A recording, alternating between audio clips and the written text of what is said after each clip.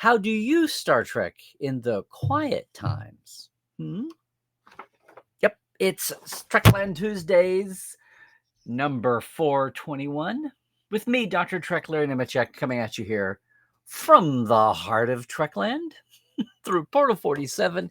And yes, Trekland Treks, your customized away missions to actual Star Trek location sites here up and down the greater width of Southern California. Love to set one of those up with you in advance. And also the partial home of next year, celebrating the 60th. We are finally back after 10 years with Geek Nation Tours and the LA to Vegas location multi-day tour the week before Las Vegas. Don't have to go to the big Trek convention, but that's the timing of it, all right?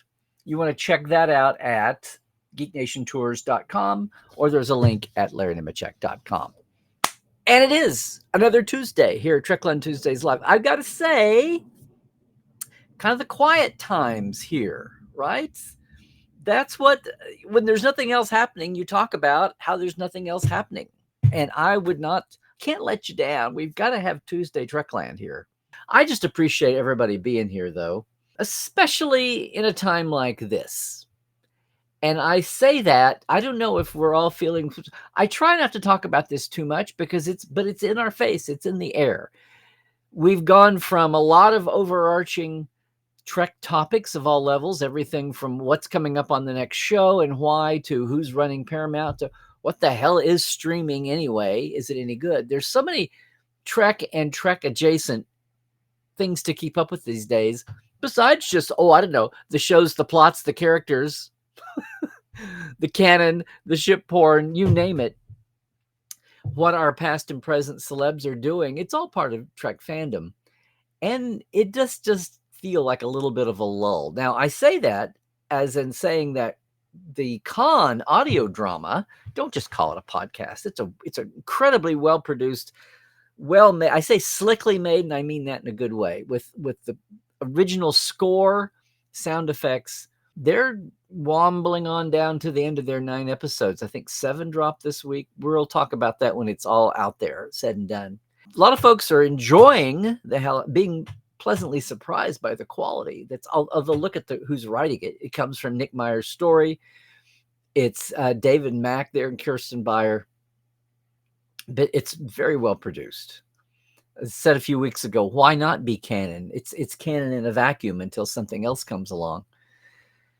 It's out there, and I know that, but it's not like having a weekly show. It's not like having some of the Sturm and Drang of the Paramount sale or the writers' strikes or whatever's going, or more Trek on screen than we can keep up with.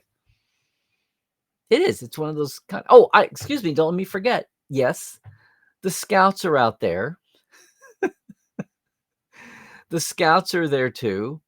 They've added another episode. Is Finn their new little, in a 4-minute episode, you can only pack so much in. And I hope everyone's gotten over themselves about worrying if it's canon or not. It's a kid's show from the future. If it's a 23rd century or 24th century kids show for 24th century kids, it's ridiculous because it's 2-dimensional.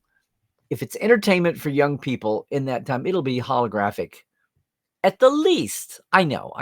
But here's the adaptation for our screen, right? So I can put Star Trek Scouts in that box, and just be happy that deltas and terms like asteroid, Vulcan, Targ, those kinds of things, even though it's kind of wacky, it's a juvenile cartoon.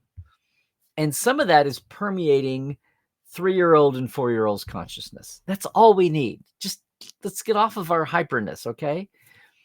Again, it's Star Trek Scouts. It's not Starfleet Scouts as was originally conceived of. So, and it's there. It's fun. It's 4 minutes every week or two. Gradually enough, they'll be to have their own channel without having to pack in a big hour-long program with some of the other animation on that same channel, the Monster Machines and all that. So it's not like it's completely dead. Khan is incredible. I'll talk about that when it's run. I'll do a second opinion when it's finished its run, I think. But my question this week is, how do you Star Trek in the quiet times? Do you do what you've always done? Do you just go back to the catalog? Do you just enjoy your TNGs, DS9s, Enterprises, Voyagers, the original series? Are you at some point, if you were never a TOS fan, it's the 60s, are you going to at some point sit down and watch it maybe with some modern eyes, especially after where the world has gone the last year or two? Because time passing is the greatest thing. Aging / time passing outside is the greatest way to catch a whole new point of view on things that you thought were too old, too creaky, too slow, too dated. Sometimes you see the timelessness of something. And as I say, original series, I get it that people, especially fresher eyes, younger eyes, have a hard time watching the original series. I just wish I could give you a sampler of what else was on TV at the same time. There's a reason that show stuck with people for 20 and 30 years, 20 years before there was ever anything else. And I'm not counting the movies, because the movies were features. People didn't stop watching the original series just because the Kirk era movies were coming, nor did they stop watching because of Next Generation and all the Berman era unfolding. Just saying.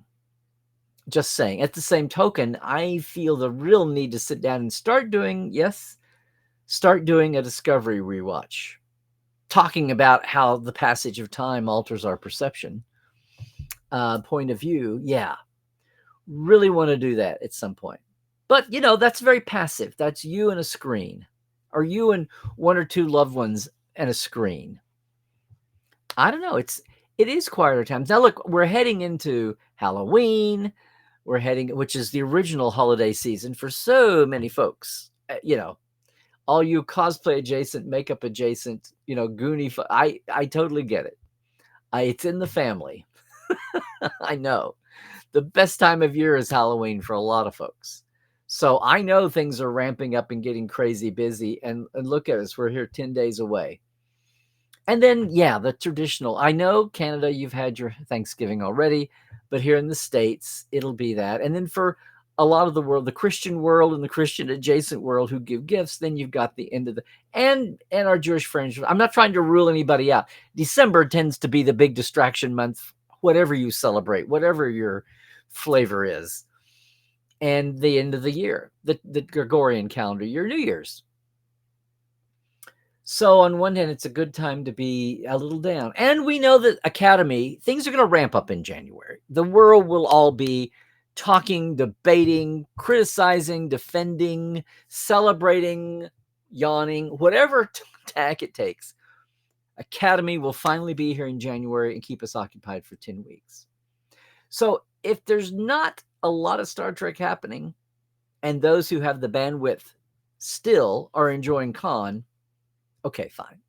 So much the better. Well, here's one thing you can do if it's been a slow time for you and you're wondering about, something else to peck you up. I'm just boosting signal here. Can I do this? Yeah. Doug Drexler's documentary, right? Trek Star. Look at this. They started yesterday. Their goal is a very humble 165,000. And they've got 58,000. So they're over a third of the way, bearing down on halfway there.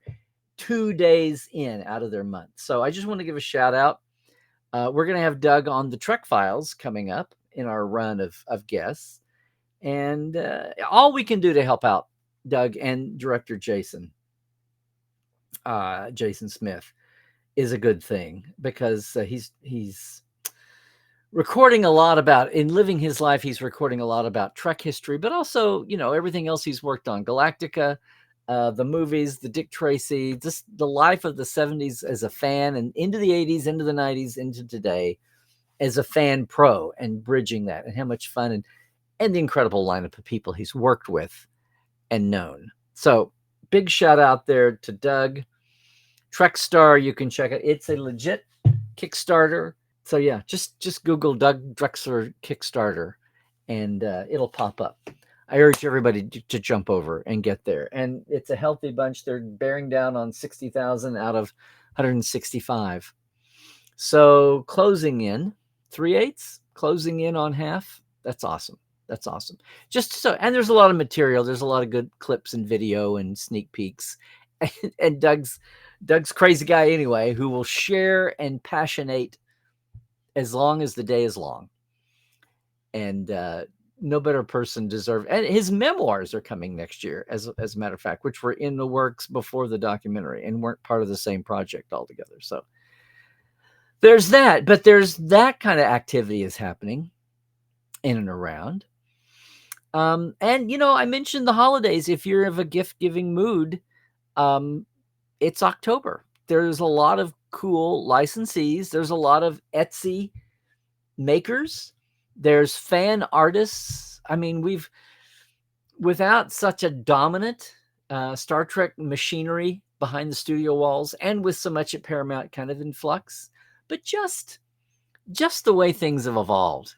When the internet first came along, the studio lawyers were very verklempt about images online. There was a time when Johnny Carson would have guests on The Tonight Show, 70s, 60s, 70s, 80s, and they had that old phrase, if somebody came over from a CBS or an ABC thing, from a series or a special to plug, they would always say, and from another network, which will be seen on another network. And they would never outright promote it, although if they were on The Tonight Show, they were a big enough star that people are going to know what's going on. It was kind of ridiculous. And I flash forward that same attitude to early internet, when the Paramount lawyers shut down fans collecting film clips, much to the chagrin, much to the consternation and horror of the studio's StarTrek.com site, because they didn't want to be tarred with the fan backlash. Every time there's a tip of the spear new cultural tech wave, it makes the attorneys nervous, and the creatives are out there going, yay, yay, yay. And you see that time that happened with fan films, go on down the line. But it's kind of there with the cosplay, 3D printing, and all of that. I feel like, though, we've kind of gotten to a place where there's kind of an equilibrium here. I'm saying all this because if you look at what there is available, we complain about the lack of licensed cool stuff. There is some out there, and yay on Brian Volk-Weiss and what Nacelle's doing with action figures, on top of the cool companies that are doing incredible figures, but very limited ones. And Brian's stepping back into the old Playmates line there of fan favorites that are affordable, that people can get more than one a year, and also filling the niche of figures you've never seen before. People that are characters that are long overdue, even guises that are long overdue. So that's a starting point. Sure, I will plug Brian and Nacelle's action figure line till the day is done, but there's a lot of individual going on too. So you see the artist folks are online. We've got such a maker's artisan culture now across the board. And then when you narrow it down to the Star Trek frame, people getting involved, people getting their toe in as a creative, as an artist, but also just serving a fan market and serving a fan base. Yeah, it's actually pretty diverse that way, and maybe at an equilibrium where right now, where somebody may have something to counter me here, a story, but maybe somewhere where the artists, where the attorneys with the IP aren't so trigger happy, because they know that there's all these niches, there's all this demand for product and art that can't be filled officially. So what are you going to do? Shut people down and then give people nothing? You're going to create that ill will, that negativity. There's the great old story of the daycare in Iowa that got turned into Disney because they had painted Disney characters in the daycare room, and Disney sent them a cease and desist letter. I think a local paper had come. And so they got to see it when that appeared in the news as a story of Disney shutting them down. Warner Brothers sent them a letter and said, sorry to hear about this. Would you like to have Bugs and Daffy and Scooby-Doo and on down the line of the old Hanna-Barbera or DC, all of our catalog? We'd be happy to send out studio artists to replace your lost characters on your walls. So, duh. they were able to take that, piggyback that story, get all the goodwill out of it, all the great PR, and do a ha-ha at Disney's analysts. So these things have a flip flop. I don't know. I'm just saying there's more than one way to look at this. And as the world evolves and we get used to these tip of the spear, I say technologies, but sometimes it's just cultural ripples. As we get used to them, the antsiness goes away. Now the late night talk show hosts just say ABC or CBS or Fox or whatever 47 million different cable streaming platforms a show could be on. It's kind of pointless. It's kind of ridiculous. And down the line. So yeah, a lot of these makers on Etsy and otherwise are out there with some cool stuff. Fan artists are out there with some really incredible work. And they're still out there invisible. And sometimes these makers and artists and creatives drift in to a world where they can actually make money for their talent and their creativity and their vision, which is the way it ought to be. It's kind of the way things have always been. It's just, what are the specific channels? And when something becomes too techy and new and hot, it just, those poor attorneys, they're trying to protect their IP. They're trying to do their job. But sometimes the world has to adjust. We have to go through phases. Not quite unlike Galileo and Copernicus out there sticking up for a heliocentric universe, not an Earth-based universe. So I don't know. It's the quiet times, and yet fans, you and me, are filling our time with events like this. How many folks take these quiet days, these less impactful days, and I mean quiet in Trek? The world, unfortunately, is full of sound and fury. A lot of times it's not signifying nothing. It's something to deal with. One thing about having quiet Trek is maybe you can go deal with what's going on in the world the way you'd like to. Another thing that's happened, and we said this before, kind of before the big Trek, the peak Trek wave with peak TV happened. Is this a time when you look around you and of the newer friends you've met or old friends you've had for ages, do you look around to see who you might convert? Do you look around to see who you might introduce to Trek, who you might go evangelize to in a helpful way, not in an obnoxious way? Is there anybody in your circle or circle adjacent that might deal with a nice night of binging Trek? And with our shifting attitude about not just the Berman years, but with the Kurtzman era too, with the Secret Hideout era, because they're all over the map as far as what you can't lump. One thing I will say about fan debate, anyone who tries to lump every single, you try to lump Lower Decks in with Discovery, I don't think so. Whatever qualms you have about any individual series, these are not all of a feather, because they've all wound up being made by different showrunners at different times. So, do you evangelize yourself? Do you go back and give something a second chance? Or is this a time when you just reach out to sit back, and maybe it's the way you recharge? We talked a few weeks ago about, is it escapism or is it therapy? Do you just go stick your head in the ground with Star Trek, or does it give you the ability to keep going? And maybe there's other people in your circle who would appreciate that same thing. You take that attitude, you take that inclination and reflect it outward. I don't know. I know that we're in a very transitional time. I mean, the world at large is. And then Star Trek is too. Obviously, the new people finally are in place at Paramount. Where exactly are they going to fall? What exactly are they going to do next? Will they renew Alex's contract? Will somebody else come in another year's time? We have a year to go until then, with product yet to be seen. 16 hours of Strange New, 20 hours of Academy, all over the next year and a half. And again, will anybody be hired to replace? Will somebody be signed to showrun the Empire after that, or will that be given a pause while there's a focus on films? I know we say this till we're blue in the face. It's just time's going to have to pass. And as my third grade teacher said, when someone say, "I wish it was Christmas," Mrs. Bergner would say, "You're wishing your life away."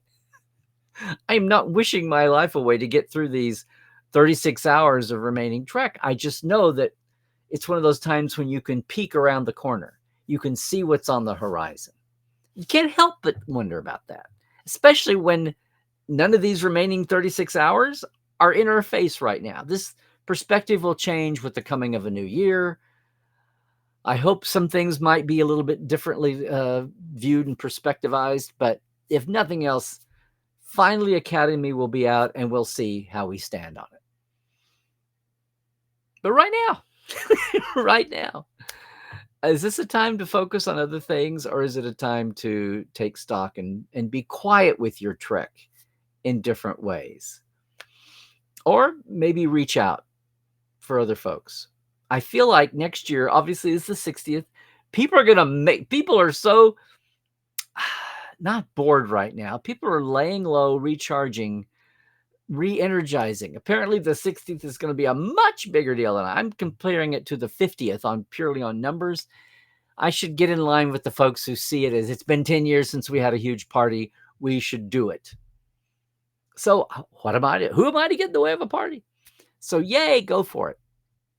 Especially in a year when things are going to be in transition, to have some good old touchstones and foundations to lean on will be great. And not just about the original series. And maybe it'll be cause for a refresh. Maybe for half a generation that just automatically wrote off the original series.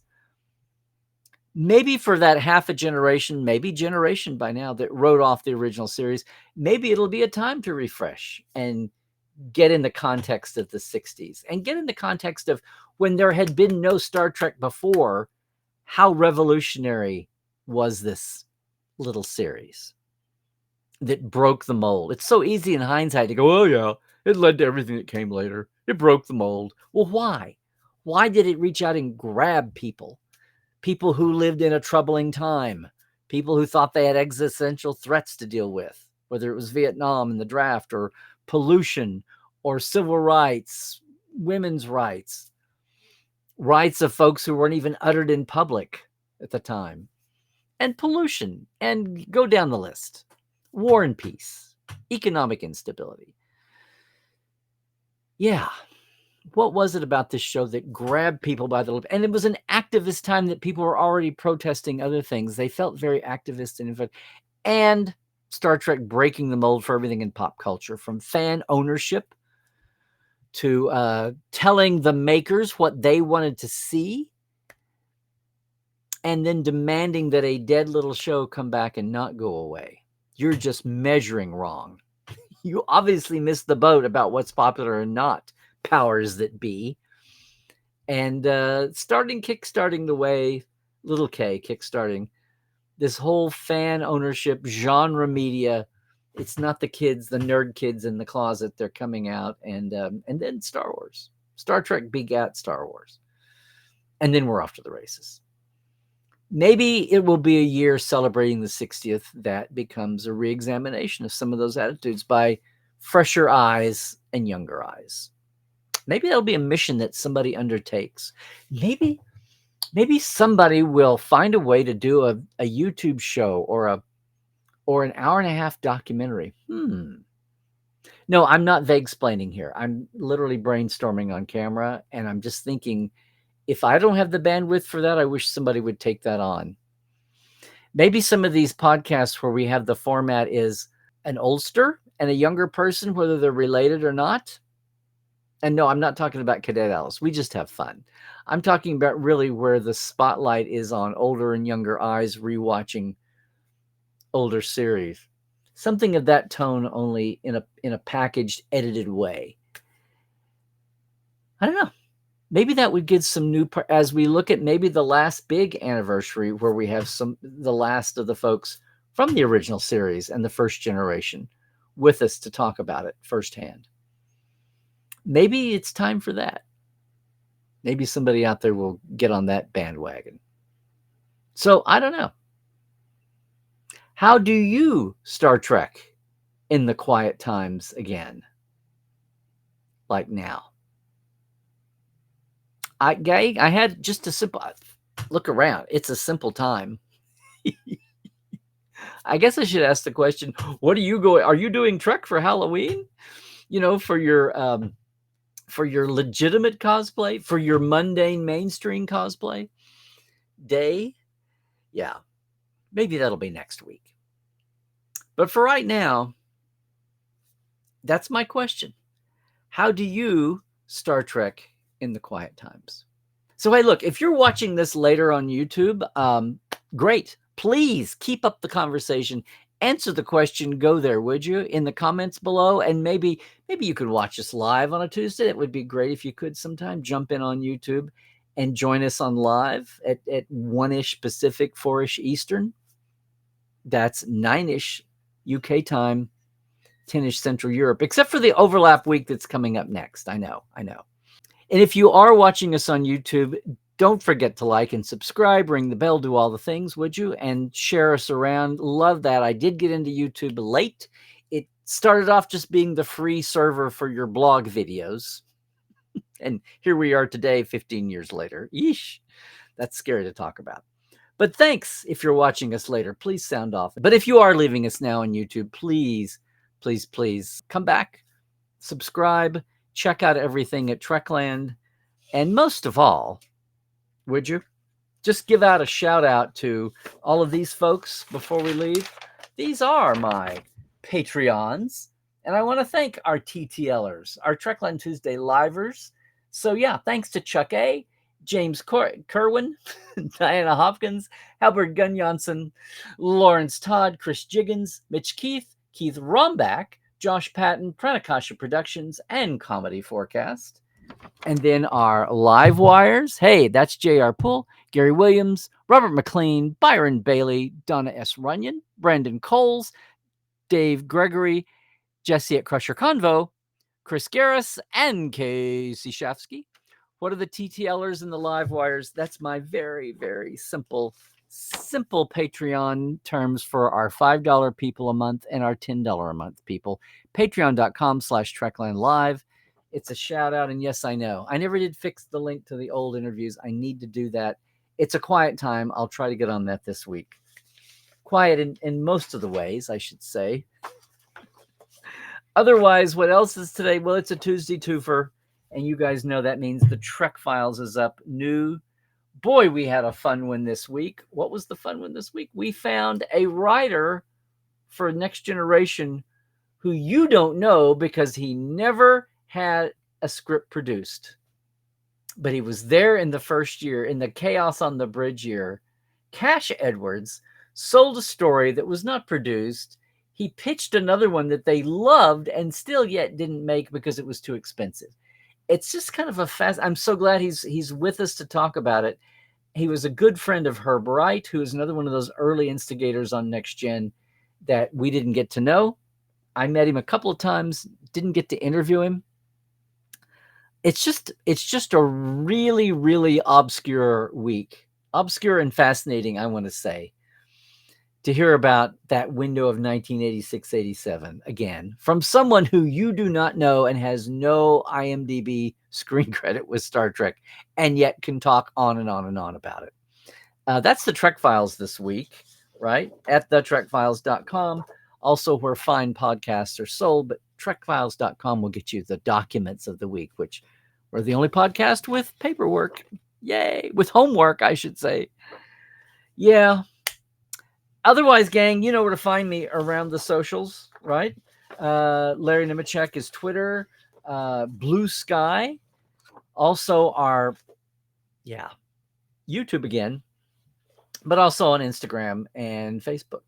And portal47.net if you are really ready to dive in with me and go backstage. We've got Portales in the chat room here from around the world as well. You want to look at portal47.net. And of course, I mentioned the tours once again. You want to take a day tour when you're in LA, that's your treklandtreks.com. or LarryNemecek.com will get you there too. If you're looking for a big multi-day tour and you've heard about these, we haven't done one in 10 years. It's back for the 60th, the week before Vegas. We will get you there. You don't have to go to the con. You could stay for a day and see people and then take off. But that's how it's structured. The end of July, first part of August next year. Check it out. Celebrities and more to be announced. GeekNationTours.com. And I guess that's going to do it for us here, live edition. So, again, we'll see you next Tuesday. Try to catch us live if you can. And most of all, stay safe out there. Stay healthy, do all the things. Stay woke, check your sources. Oh my God, it's getting thick. Come on, stay rational. And trek well, everybody.